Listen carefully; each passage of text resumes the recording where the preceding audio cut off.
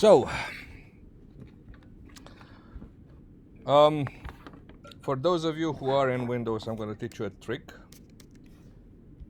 All right. So, we are outside of Python, right? And we are in yesterday's folder, right? And what I'm going to do usually is create a new folder. And this should be week 1 Friday. And I'm going to switch to that folder, and I'm going to create a file here, right? Now, for those of you who are using Windows, you have a way of opening this window directly in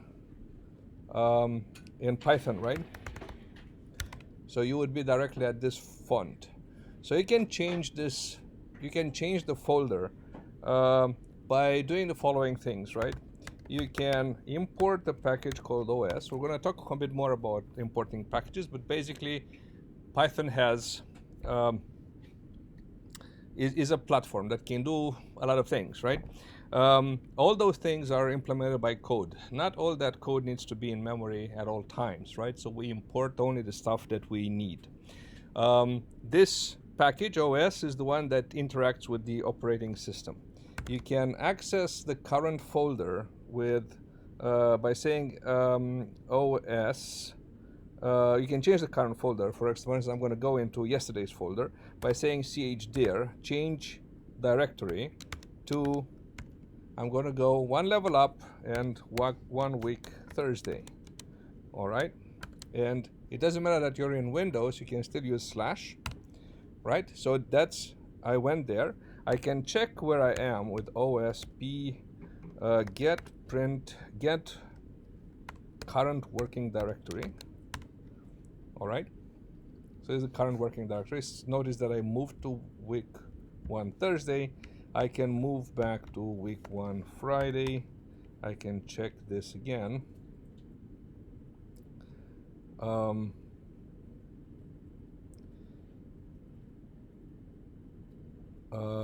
Yeah, get current working directory. Notice that it changed, and I can check the contents. I'm going to move yet again because I have a file here, and then you can check the contents of the folder by saying list of os.walk, and you can say which directory do you want to look at, and typically you want to look at the current directory, which is represented by a single dot, right? And you can see that in here, in this folder, there are no directories. This is an empty list, would be normally filled with the directories inside there. And this is the list of simple files. And there is a simple file there, which is the file we built yesterday, right? So even if you don't have access to the direct command prompt, which is what I taught you to do yesterday, you can still operate out of the Python environment directly. All right. So normally what we will do today is we will create a file and we will run the file from the command line as we learned yesterday.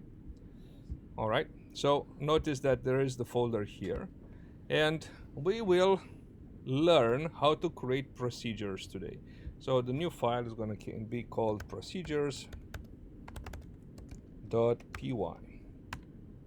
So we saw very briefly a variety of types of computations that were launched from the prompt directly. For instance, we could build the tuple or the sequence of all squares, of all even squares, right? But typically we want to repeat these kind of computations, right? And moreover, we want to make these computations generic so that they could apply to different circumstances. So for instance, if I wanted the list of all, or the sequence of all even squares up to the number n, right? Yesterday we did it up to the number 100, I think, right? Yeah, up to number 100. Up to the number n, we could write a more generic type of computation called a procedure. The procedure is always started with the keyword def. We write a name which is our own choosing. So I'm going to say even squares up to the number squares up to the number n, And then we use a colon to indicate that the procedure is starting here. And one important thing in Python is indentation, right? So the body of the procedure has to be indented away from the point where the procedure starts. So procedure starts in column 1, and we have to be indented by a number of spaces away from the first column.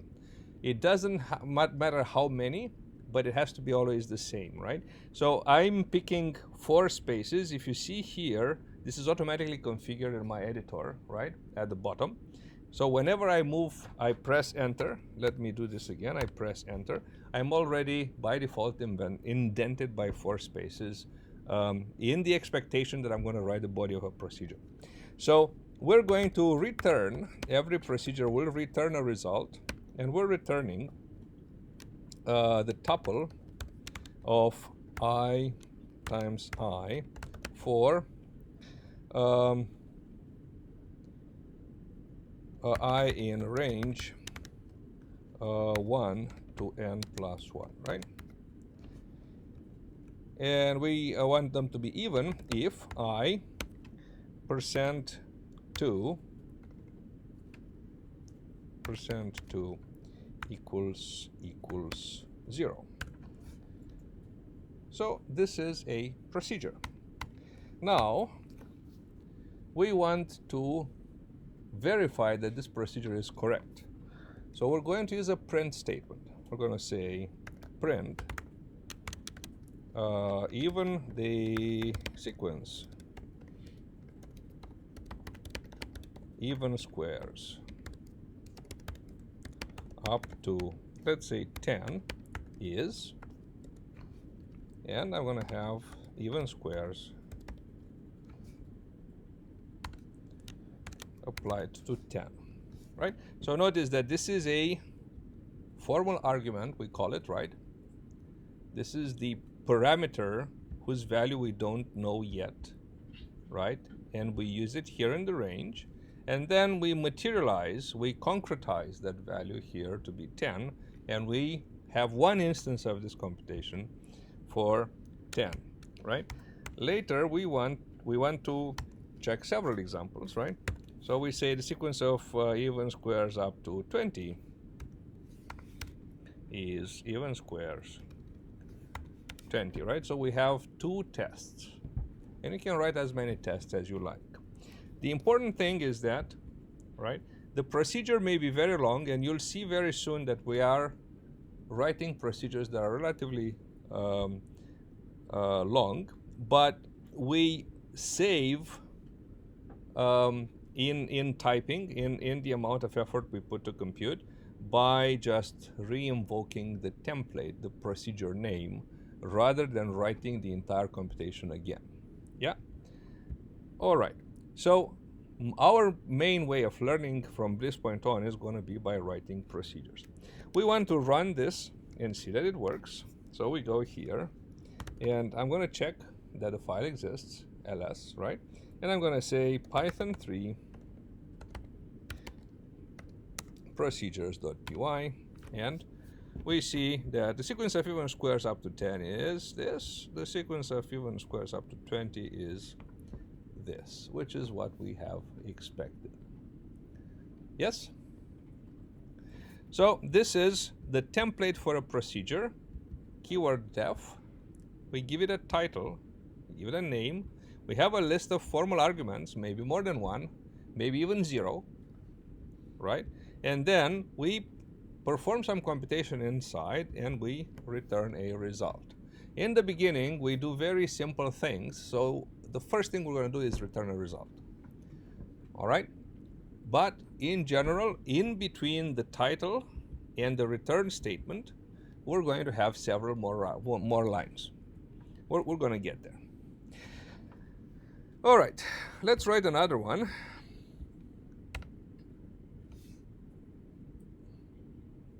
Oops, it automatically started to run Python here. Sorry about that.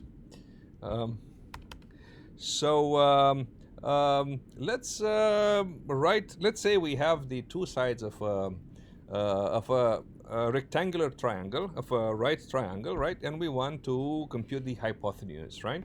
So this is done by Pythagoras theorem, right? So we're going to say def hypotenuse, and we have two sides, A, B, right? And we're going to return. So we should return the square root of the sum of the squares, right? So how do we compute the square root? Well, we need to resort to a library function. So we're going to import the math package.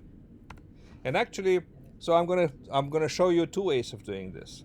So I'm going to say import math, and one way of computing this will be return math.square, SQRT, square root of A times A plus B times B.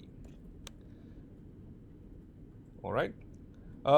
This is the fastest way of computing the square. We can also compute A square 2 B power 2.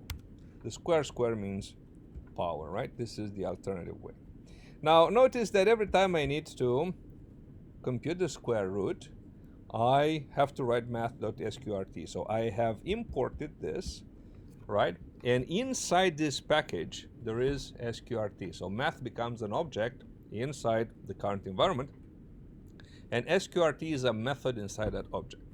However, we can apply a shortcut, right? Instead of just importing math, I'm going to say from math, import sqrt. This does two things. First of all, it makes it so that I don't need to write math here. It makes it easier. The second thing is that it doesn't import the entire math package, but just this function. So this is less code. It's more economic. Okay? So having written this, let us verify, right? So print the hypotenuse of a right triangle with sides 3 and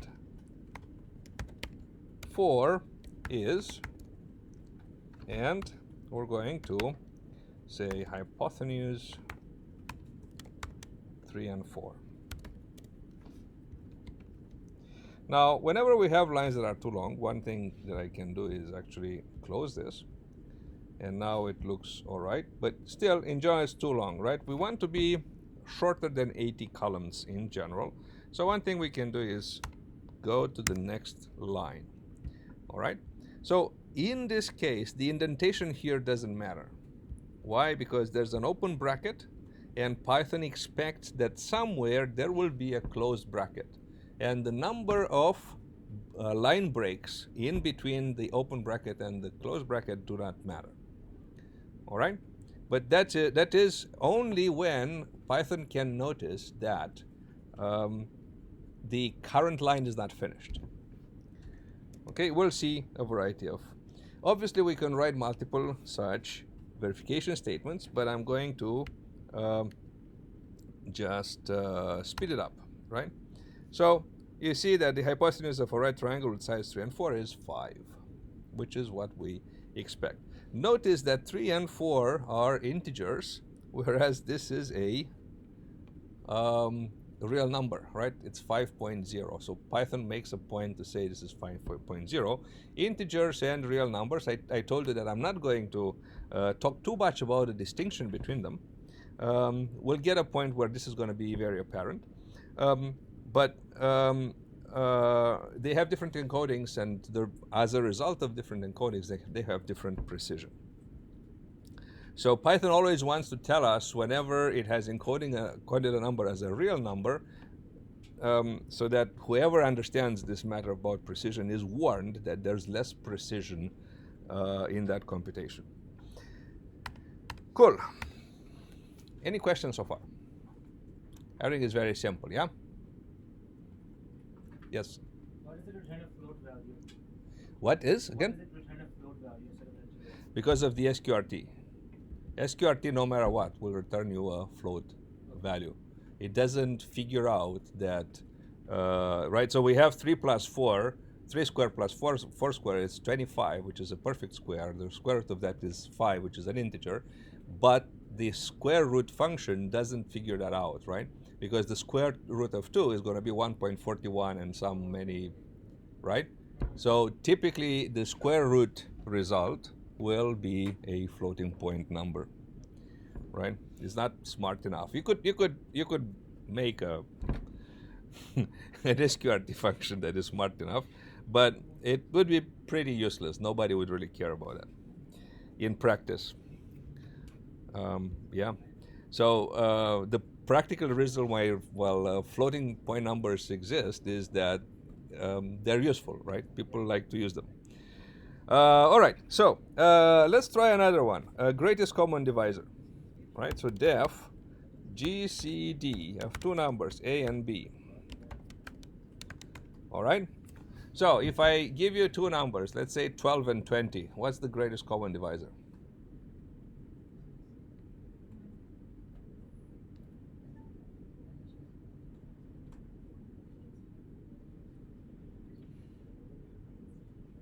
What is a divisor? The divisors of 12.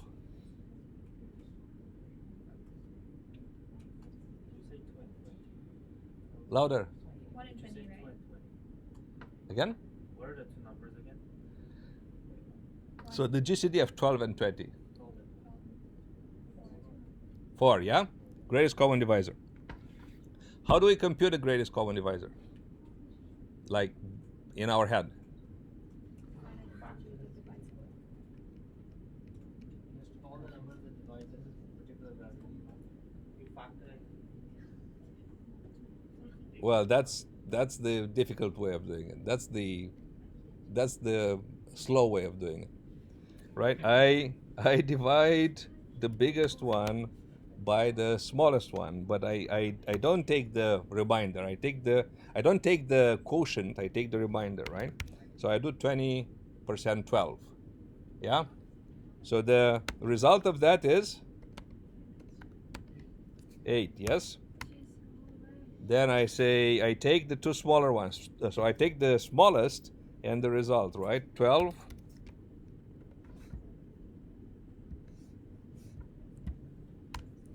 12% 8, and I get 4, right? Then I do 8% 4, and I get 0. So at this point I know that this was my result, yes? So this is called, who knows what this is called? Nobody? What do you mean, what is it called? Well, it's a method, right? That method. Who discovered it?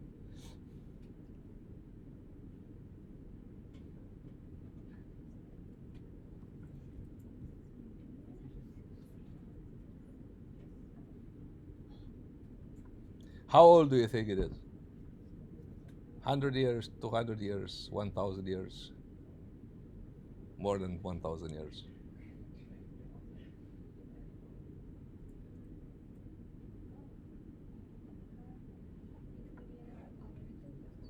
Louder? Euclidean algorithm? The Euclid's algorithms. Yeah. It's about 3,000 years old.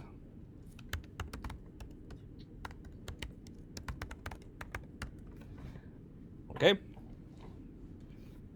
Now, what does this say? This is a very interesting algorithm, right? It says that the greatest common divisor of 20 and 12 is the same as the greatest common divisor as 12 and 8. Yes?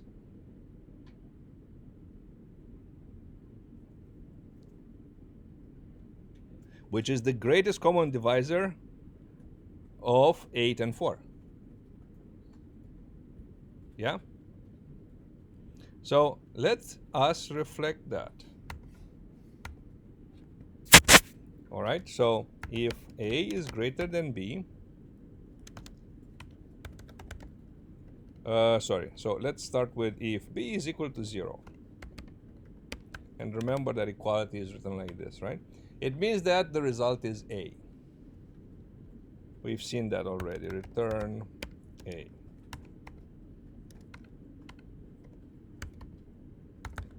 So now I could write something along the lines of else if. All right.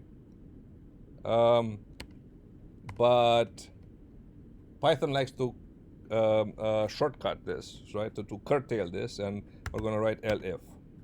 So elif.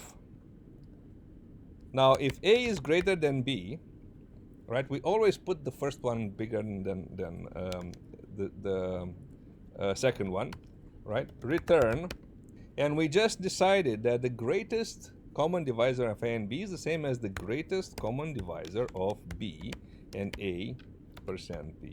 Yeah. So the greatest common divisor of AB, we just notice that is the greatest is the same as the greatest common divisor of B and A percent B. So let's just say that. Now, what if B is greater than A? A is smaller than B. Else, well, if B is greater than A, we like to have the greater number on the first position, right? So I'm going to return GCD of B and A.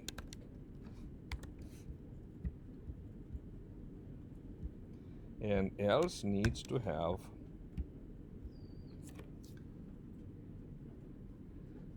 a colon as well. Note the colons, right? We typically end the statement with a colon saying that from this point on, we have something starting, right? So if B is equal to 0, we do this, return A, right? Else, if A is greater than B, oh, that's the good case. It's the greatest common divisor of A and B is the same as the greatest common divisor of B and A percent B. Yeah, the reminder of dividing A by B. Else, well, one condition that we like here is that A be greater than B. What if it isn't? Well, we just reverse them. We put them in the opposite order, and we restore what we needed in the first place. Yeah? So, verification. Print GCD of. So let's do the case that we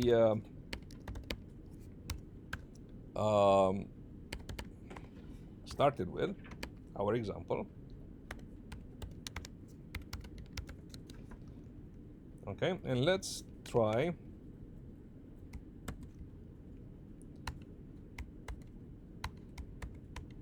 I'm going to try several examples.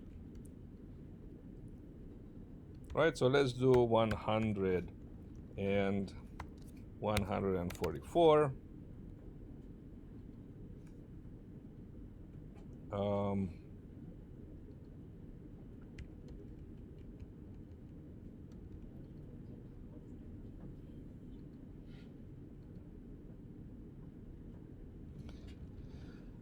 All right.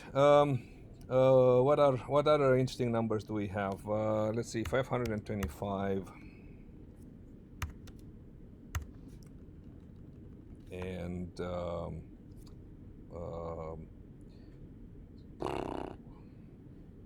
this is something interesting.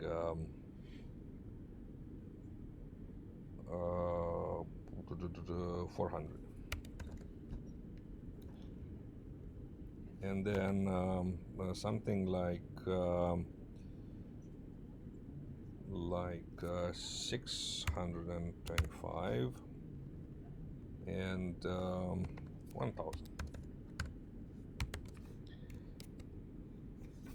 Okay, we run again.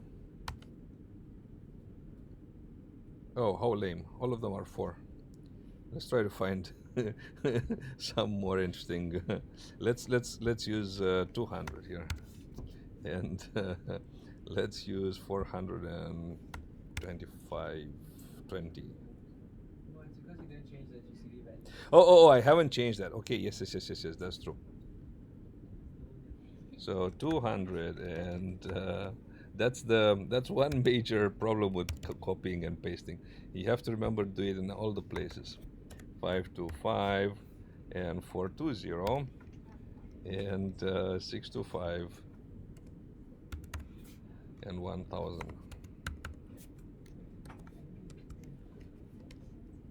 Okay, so a little bit more interesting. Yeah. Now you probably have questions here. Okay,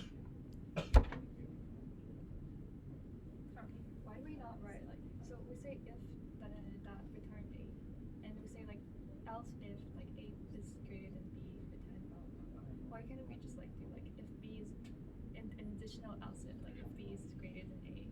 But what would be the yes, I can. Can we? Yes, else if b great else if b greater than a. What would be the use of that?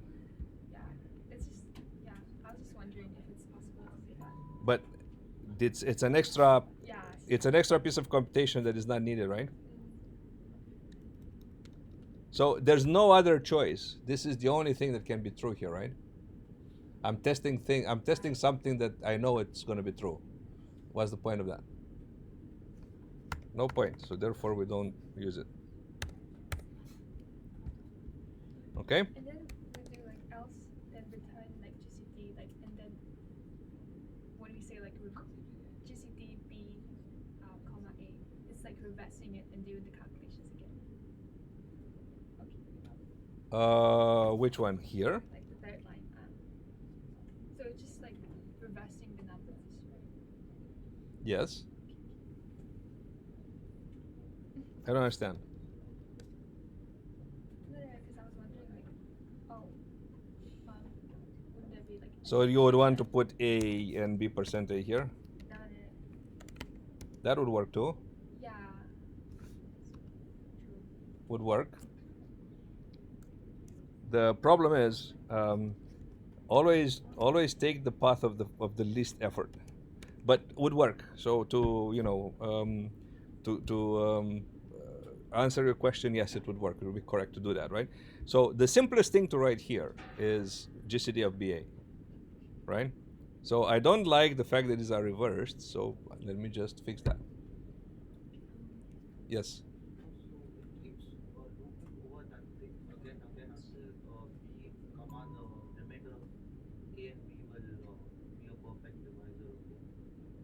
I don't understand the question. Could you?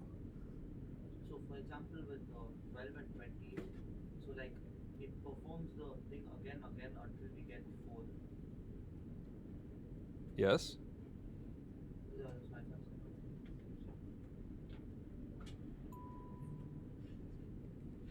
Yeah. Is that a problem? No, I was just asking if it does it again. Like how Yes. it iterates. Yes, it does.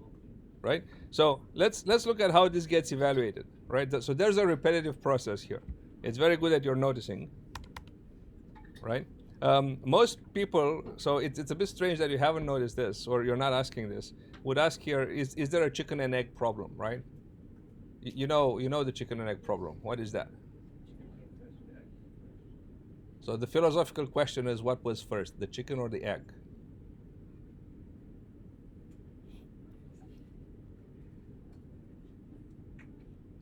Have you ever thought of that? No, the first was the reptile that produced an egg that produced a chicken, right? Because it's all evolution.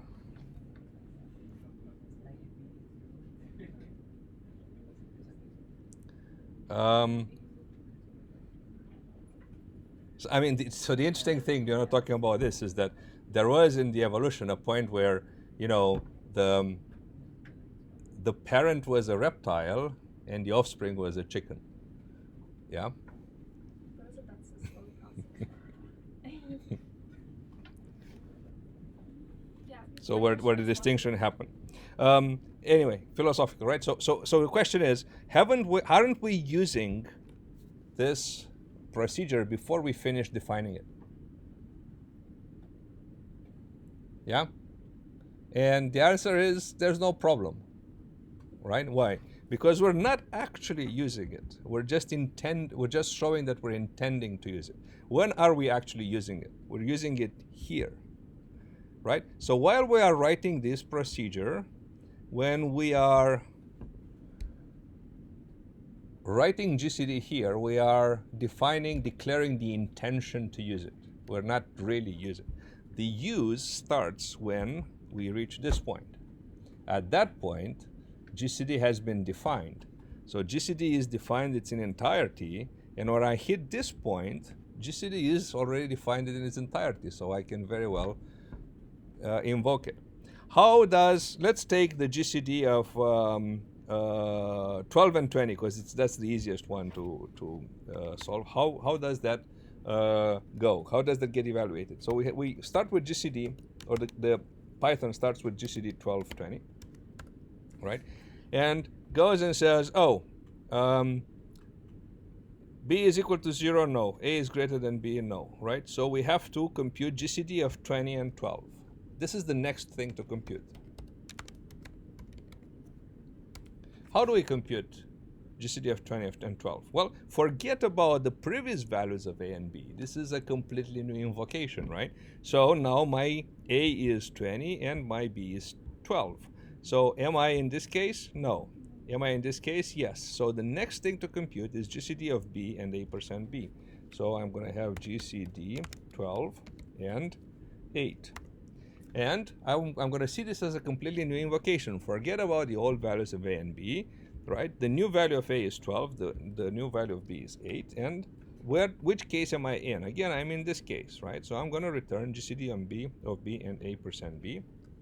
So GCD of 8 and 4, right? And the same thing, right? I'm going to be again here. So the next computation is going to be GCD of 4 and 0, yes? And at this point, I'm going to hit this one, yes? So I'm going to be left with whatever is here, 4, and done. So this is the recursive function? This is recursive, yes. It is called recursive because it calls itself, and you want to lift this. That's what you're...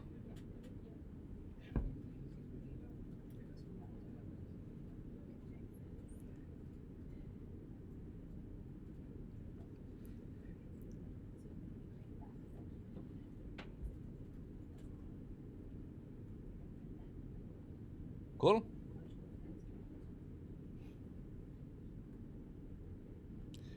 Now, there are non-recursive ways of solving this. Recursion is a lot more fun. So we're going to stick with recursion for a while.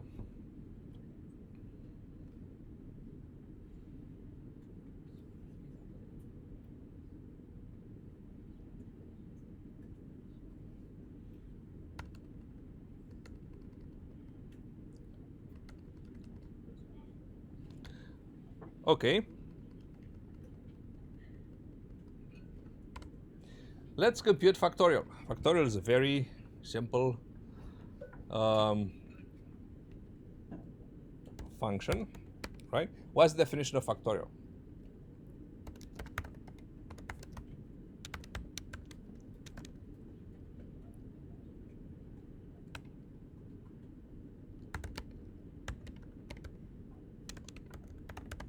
How much do I return? 1.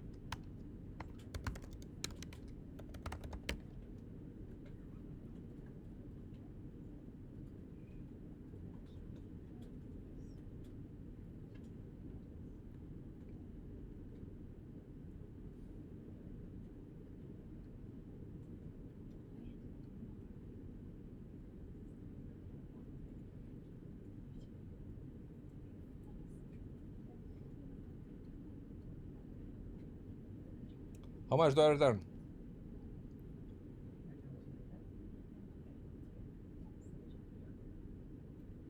How much is 10 factorial?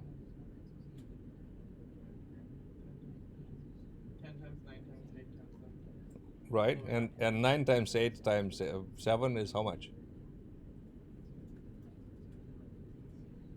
So you're saying 10 factorial equals 10 times 9 times 8 times 7 times 6 times 5 times 4 times 3 times 2 times 1, right? How much is this, the bracketed part, how much is it? 9 factorial. Yeah, so I should return n times, N minus 1 factorial. yes, factorial n minus 1, yeah? Problem solved.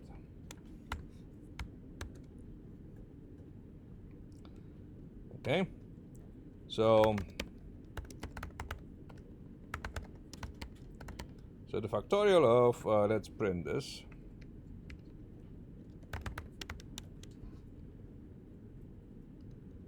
Actually, let's save on the typing. 100 factorial equals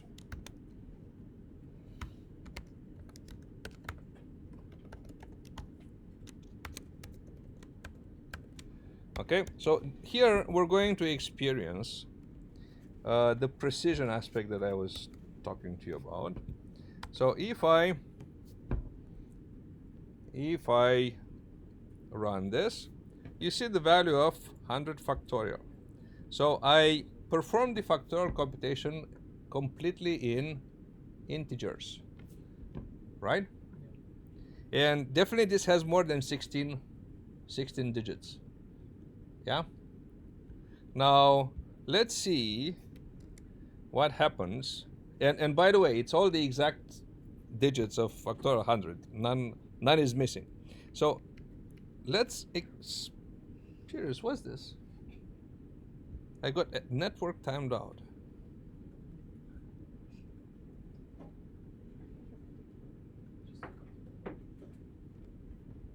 Very strange.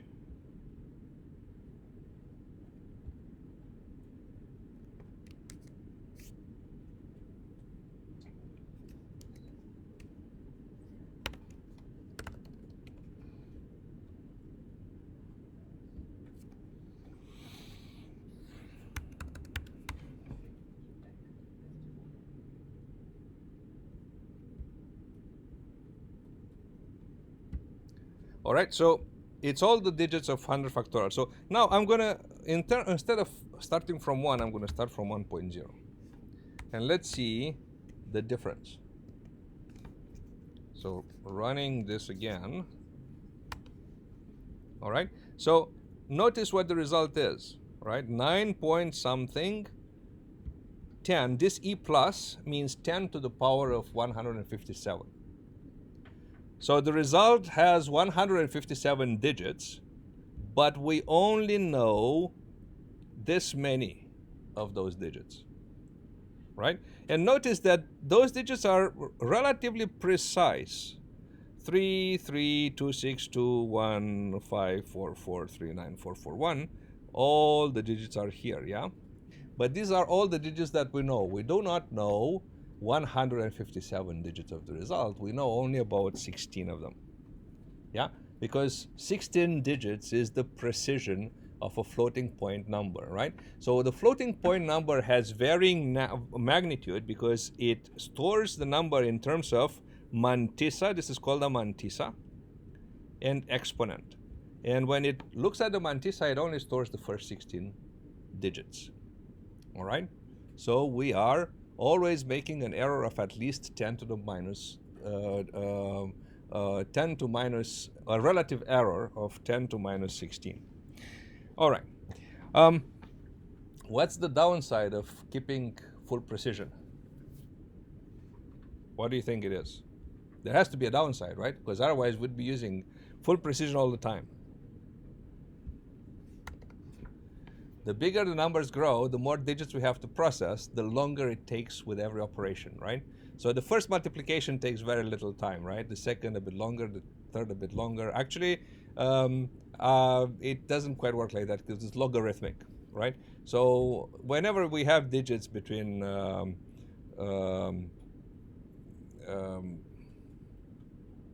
don't know, 0 and about 4 billion, we have 32 bits, so we have one order of magnitude, right? When we add another 32 bits to that number in the encoding, it grows by an order of magnitude, and so on. But the longer a number grows, by the logarithm of the number of digits, right? That's going to be the time for every new operation, every new multiplication, every new addition is going to be proportional to the logarithm of the number of digits. So the longer the number, the longer the time. And that's the reason why we want to have floating point numbers, because they have a fixed amount of bits inside, and then the time for every operation is constant and relatively low.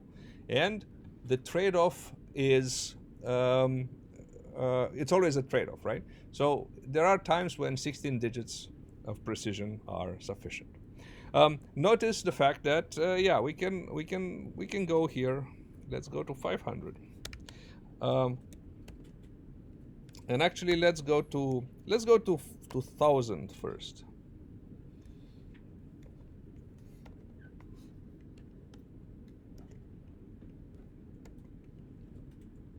And see what happens.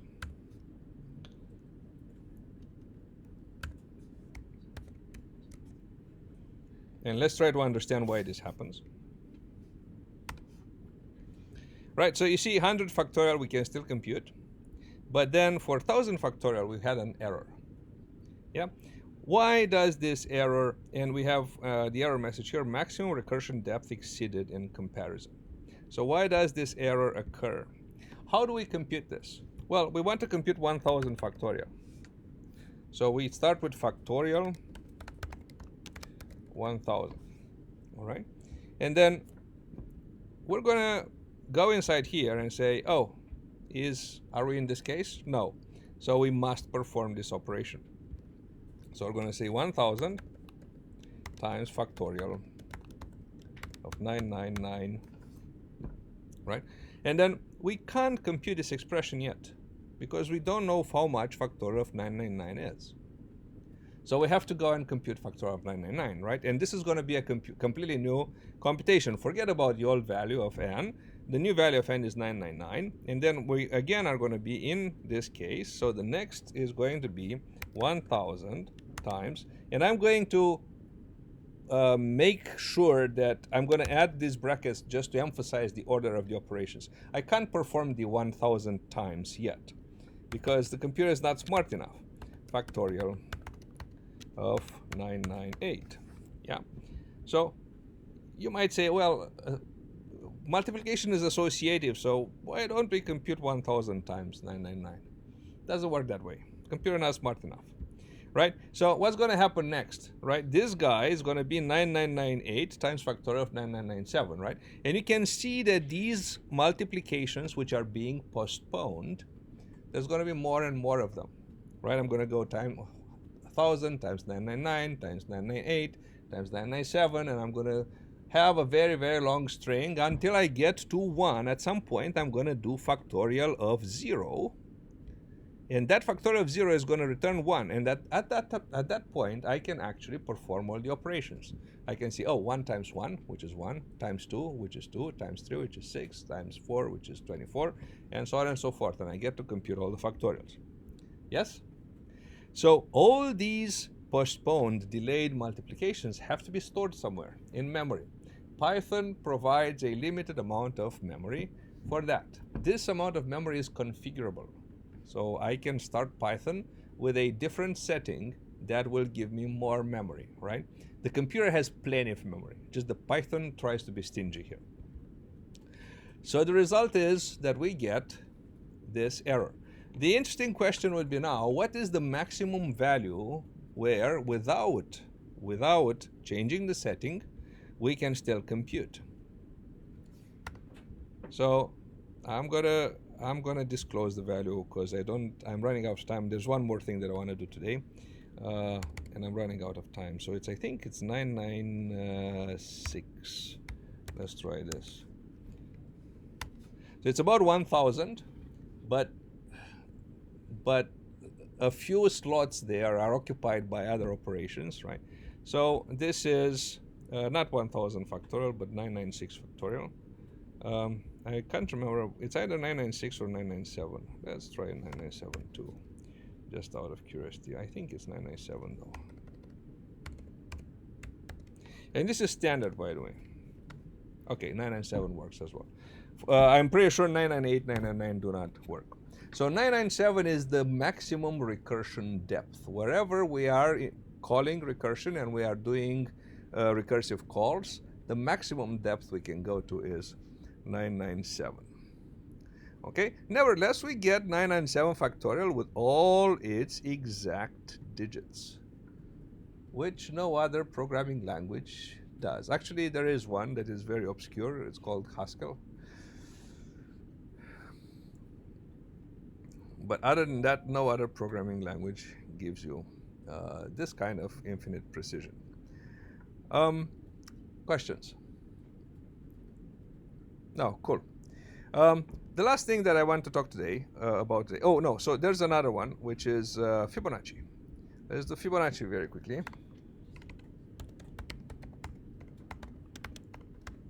Right. So Fibonacci Fn.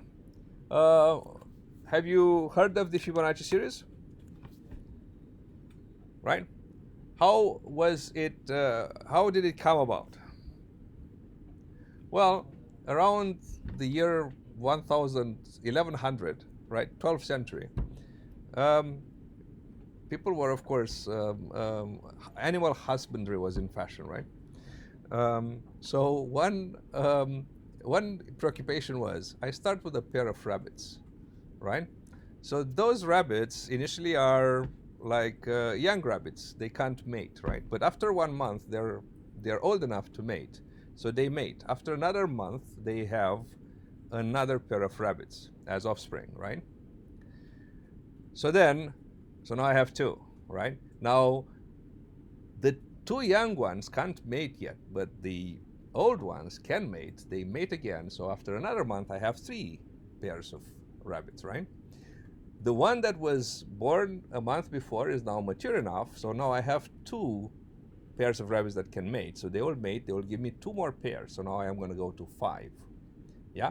So it turns out that in every month, I'm going to have a number of rabbits equal to the sum of the rabbits of the previous 2 months, right? So in the first month, I have 0. That's one definition, right? I can start from 0, or I can start from 1. I like definition starting from 0 because if n is less than or equal to 1, I can say return n. So the first number is 0, the second number is 1. Yeah, in the series. Else, return fib of n minus 1 plus fib of n minus 2. All right. So it's a very simple way. This is typically how recursion is introduced. All right. This is how recursion is introduced. I'm not going to insist very much about this. There's many ways of computing this. We're going to just stick to this one. I'm going to want to make sure that I have gone through it. So for verification, print the 20th Fibonacci number is fib 20. Okay, now I'm going to print 2 numbers. I want you to notice something. So I'm going to print the 5th one also. First the 5th one and then the 20th. So try to evaluate the speed. Way too fast. I'm going to print the 30th. 30th actually might be too slow. Yeah, no, you notice the delay? So all the output, including factorial, goes up very fast. But then when we get to computing the 30th Fibonacci number, it's significantly delayed, right? It's about a second of delay. Why do you think that is?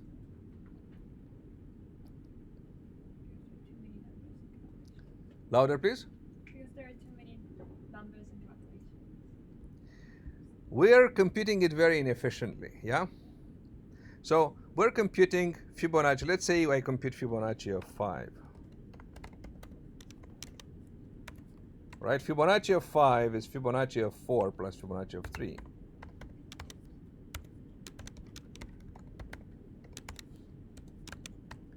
Now Fibonacci of 4 is Fibonacci of 3 plus Fibonacci of 2. So now you're noticing how Fibonacci of 3 is going to be computed twice, right? If I keep going, I'm going to have Fibonacci of 2 plus Fibonacci of 1 plus Fibonacci of 3. So when I'm going to compute this, I'm also going to compute Fibonacci of 2 twice. And Fibonacci of 1 is going to be computed probably 5 times. Yeah? So the interesting thing is that this produces what we call tree recursion, right? So Fibonacci of n minus 1 is going to rely on the computation of, it's going to rely on Fibonacci of n minus 2, but here we're going to compute Fibonacci of n minus 2 completely independently. Because of that, the computation is exponential in time. And it's exponential in time because there's a lot of recomputation, unnecessary recomputation inside, all right? And I want you to become aware of that, right? The number is exponential. So if I'm going to increase this number to 40,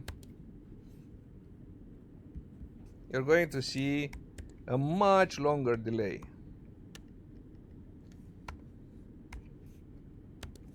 Right? You know what exponential growth is. So now we're going to wait. I have no idea. We might be waiting for an hour.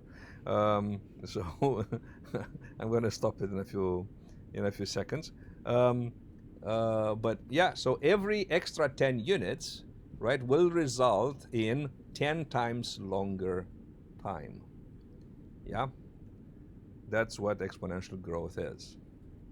As I go from 20 to 30 to 40, it grows, the time grows 10 times. From 40 to 50, another 10 times.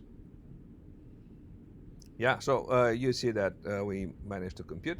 Again, we are getting the exact result here. Cool. So I'm going to go back to 30 because I don't want to keep waiting. The last thing that I would like to solve, to talk about today, is solving arbitrary equations. Let's see if this contraption works, because I need to draw a little bit.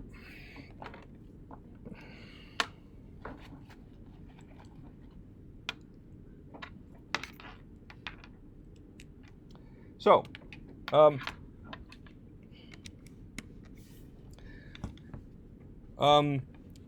very frequently we need to solve equations, yeah?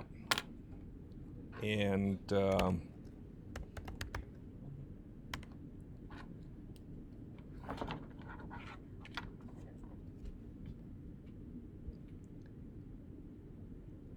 if we represent the equation graphically,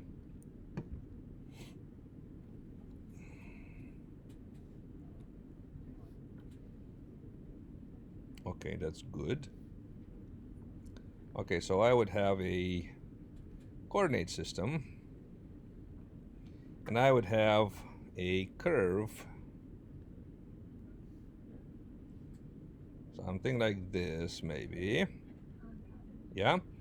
And then this is a function called f, x, and what we want to do is solve fx equals 0, right? What would be the value of x for which fx equals 0, right? And in a lot of cases, we have analytical solutions we can use algebra to reach, right? Like, for instance, if the equation is a quadratic equation, you would have a formula for that, right? But not all not all equations have something like that, right? So we would like to find at least an approximate solution. Yes. How do we do that?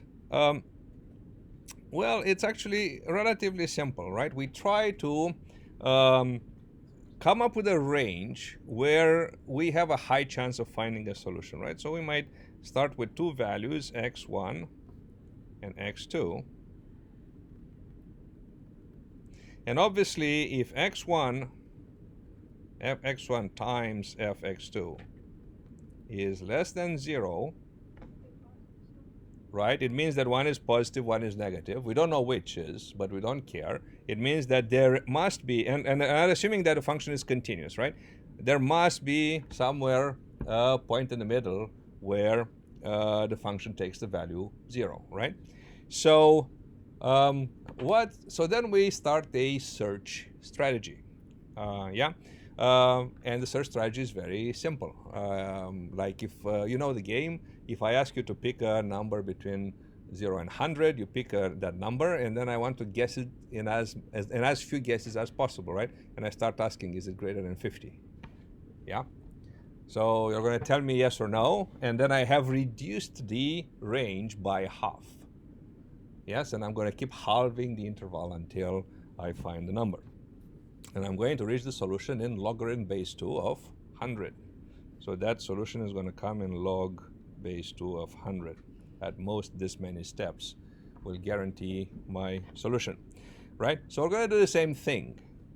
We're going to, as long as this is happening, right, I'm going to find the point in the middle, and then, which is x1 plus x2 divided by 2. And I'm going to check, right? Let's call this m. Which one of this is true? Fm times fx2 is less than 0, or fx1 times fm is less than 0. Which one of the two, right? So whichever of these is true is going to give me the next range. I can omit one part of the range and I can continue with the other, right? So here I would keep this range, yes? And I will continue doing this until the distance between m and x2 is small enough. How small? Less than an epsilon that I pick. Epsilon could be something like 10 to the power of minus 6. Yeah. And then it's going to be interesting because we can solve a variety of equations. For instance, I can solve things like x cubed equals 5. This will give me the fifth root of 5. So square base 5 of 5, right? Which not sure whether there exists an analytical solution. Also, you can solve equations based on the exponential function and so on. So equations that do not have an analytical solution. And this is quite eye-opening because you realize that all the math that you have learned, actually, all the algebra, right, and all the ways of solving things, you can just throw them away because this is so precise, right? I can make epsilon as low as I want, as little as I want, and we're going to compare this solution with the solution that is already existent in the library, and we'll see what we get there, right? And we'll see that we get pretty much exactly the precision. If I want 6 decimal places to be exact, I'm going to get 6. If I want 8, I'm going to get 8. No problem. So let's try to implement this. All right. So I'm going to call this one solve. And I'm going to have a function, and I'm going to have a low limit of my range and a high limit. And I'm going to just call them low and high for symmetry. All right. And obviously, the assumption is always going to be that low is less than high. And I'm not going to even test for that. I should test and return an error message if that doesn't happen. All right. So this time we're going to have more than just return statements. So I'm going to say that the mid is low plus high divided by 2. All right. And I am going to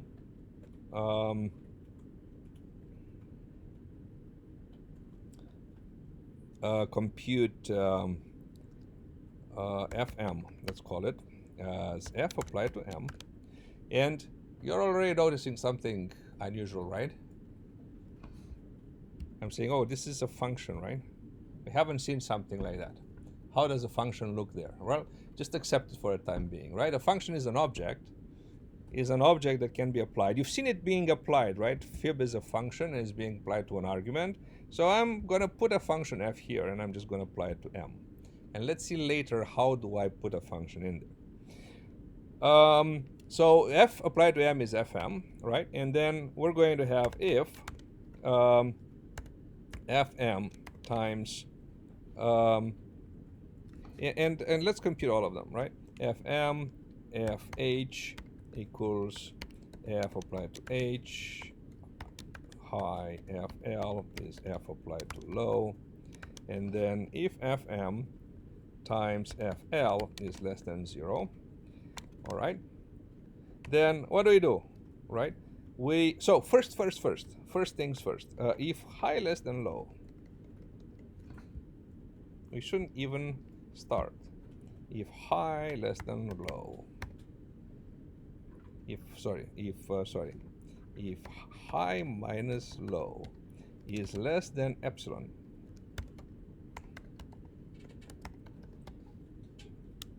all right, we're going to simply return let's return m, right? That would be the best value. Let's put m here, and let's return m. Yeah, and then because of that, we need an epsilon here. Epsilon is the desired error margin, right? Then we compute all these values, and then if fm times fh is less than 0, all right, we can return, and we're going to have solve, and then instead of L, the F is the same. Instead of low, I'm going to have M. High remains the same, right? And then we have the same epsilon. Yes? I have reduced the interval. Instead of low to high, I have middle to high, yeah? Else, elif, F low times f high is less than 0.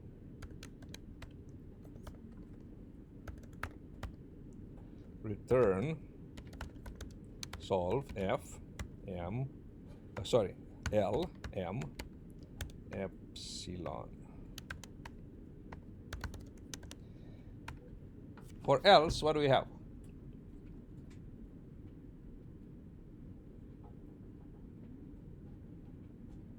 So this may be less than 0. This may be less than 0, right? If none of them is true, what must be true? Louder. If f equals 0. What do you mean f equals 0? F is a function. Fm is equal to 0, yeah? So the assumption is that neither this is 0, neither this is 0, right?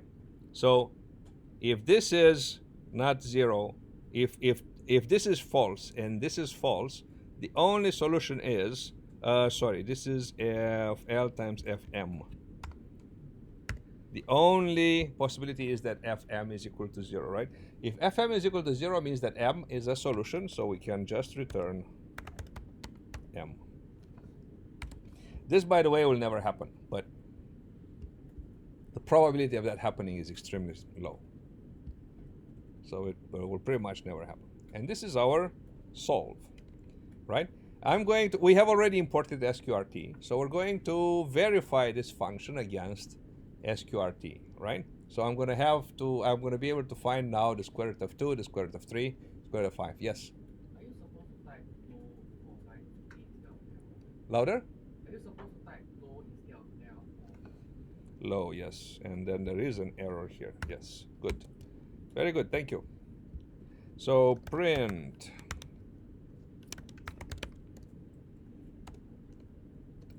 the solution to x square minus 2 equal 0 is, and I'm going to say solve. And now I have to provide this function. And let's not put it like this. Let's say x times x, minus 2 equals 0, right? So this is very simple. Def f x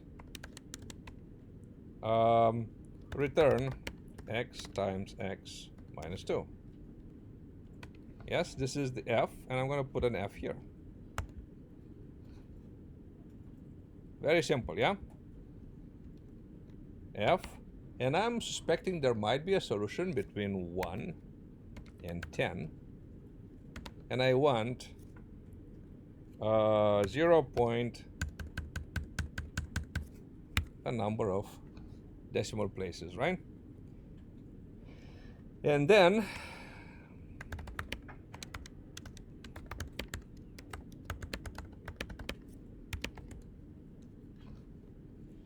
the square root of 2 is sqrt2. So we're going to be able to see that for comparison. And let's see how that works. So, you know what? I want them one underneath the other. So I'm going to make sure that they get aligned. So now you can see how many exact digits. So up to the highlighted part, they are identical, yeah? So our method, which is a very simple method, right, can obtain exactly the precision. This is, if you count, so all these are identical to the library method, Python's library method for square root, yeah? We will count that this is also the number of zeros that we put in epsilon. So we can achieve essentially whatever precision we want. That makes sense? So this is computed by our method, the upper one. The lower one is computed by the library method of Python. You will find out if you do tests that the library method of Python, though, is a lot faster than our method. But in terms of precision, we're not hampered in any way in terms of precision. Let's do square root of 3 as well.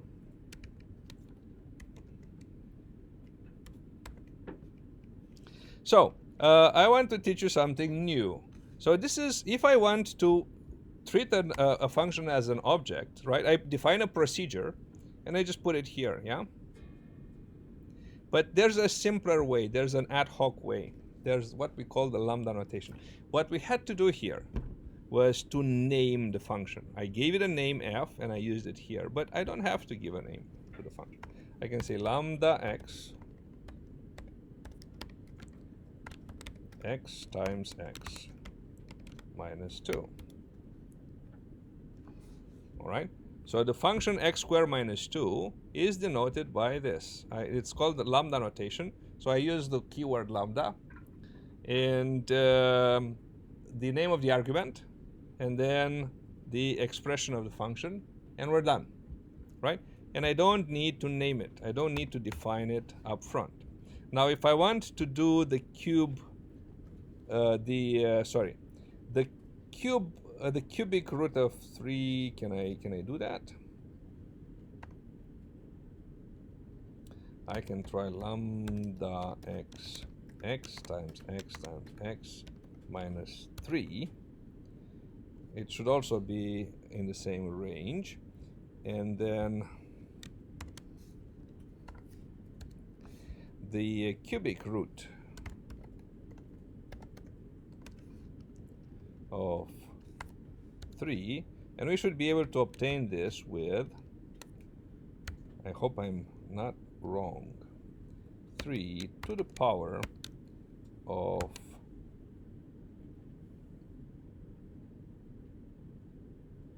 1 divided by 3.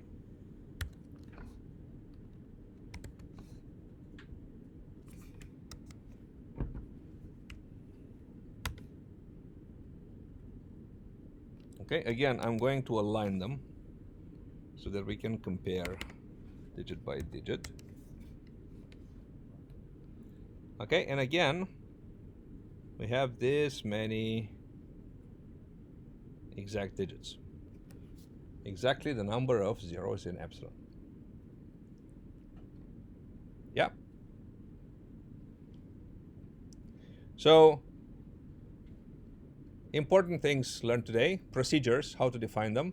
We learned about recursion, all right? And we learned the lambda notation. So we can define computations that are nameless on the spot for a single use. Okay? Questions?